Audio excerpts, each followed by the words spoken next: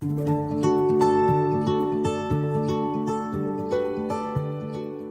it was at that moment that safety went from something I tolerated to something that was very personal to me. That thought occurred to me. I know it's personal to me. I can see it's personal to them. How do I make safety personal to everybody else?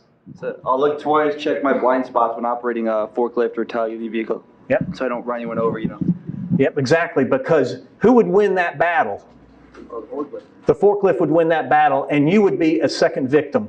I just try to own my 12 at home and at work. Whatever the situation is, be aware of what's around me and how I could get hurt, or my family could get hurt, or even my friends could get hurt, and avoid that situation. Yep, great. Yeah, so don't turn safety off when you leave here. In fact, if anything, you ought to ratchet it up a notch. The first lesson, it's better to be good than lucky. Number two, safety is a habit. If you want to be good, make safety a habit. That means you don't turn it on and turn it off when you come to work or you leave. And number three, you are safety. You have to own safety. You have to make safety personal. Yeah. What happens to luck? It runs out. Yeah, it runs out. And then you'll be asking yourself the same question I asked myself so many years ago when I was a supervisor. How did that happen? Luck has a real close relative. It's called complacency. Right? Who's been here for more than, say, 3 years? Yeah. Wow. So familiarity breeds complacency. When you get used to your environment, you feel comfortable in it, what happens?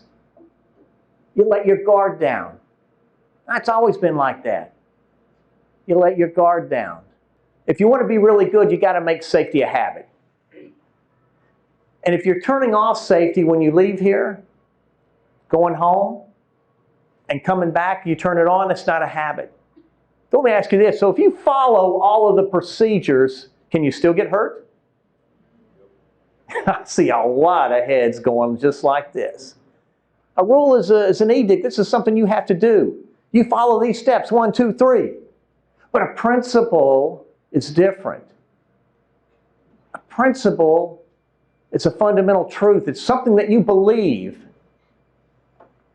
And those beliefs influence your behaviors. You are safety.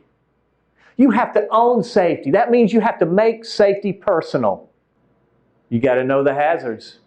Better yet, you got to anticipate the hazards like Russell Wilson anticipates a safety blitz. So what does it take to create habit strength? What did Russell Wilson do to become a great quarterback? Repetition. He practiced, right? He practiced. Yeah. But not only did he practice, who did he rely on? Who's that guy behind him, blocking for him? He relied on his teammates. Look around you. You got a room full of teammates here. So 3 things you can do today to create strong habit strength. Practice. Practice those behaviors that you know it takes to create a safe work environment. Number 2, rely on your teammates, your colleagues around you to hold you accountable. And don't be afraid to hold them accountable. You don't want to be a second victim. And then number 3, use your safety principles. Own your 12. I want you to commit to one specific activity. I want you to write it on the Post-it note, sign your name on it, and put it on a wall. It doesn't matter. Find a spot. And I can tell you right now, the midnight shift has already started, and those are their commitments.